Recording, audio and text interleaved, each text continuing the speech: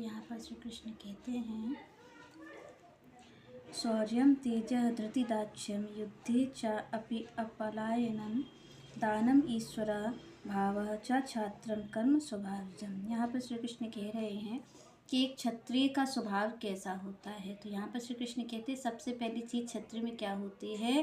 तो यहाँ पर श्री कृष्ण कहते हैं वीरता, उसमें वीरता होती है।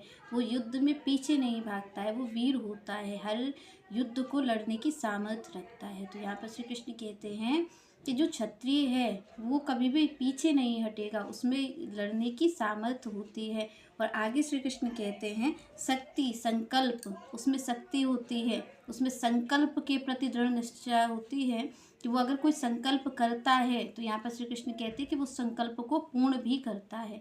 अगर कोई क्षत्रिय संकल्प लेता है तो श्री कृष्ण कहते हैं कि उसका दायित्व भी होना चाहिए और उसमें स्वाभाविक गुण भी यही होता है कि वो अपने संकल्प को पूर्ण करता है। उसमें वीरता भी होती है, युद्ध करने की जो कुशलता होती है श्री कृष्ण कहते हैं ये स्वाभाविक ही उसमें आती है। क्षत्रिय का ये गुण होता है कि वो वीरता होगी, उसमें कुशलता होगी युद्ध को करने की। और दूसरी बात है संकल्प, वो संकल्प दृढ़ता से युद्ध करता है। ये नहीं कि जैसे आप और हम होते हैं कि आज हमने इस कार्य को किया और फिर हमने नहीं किया।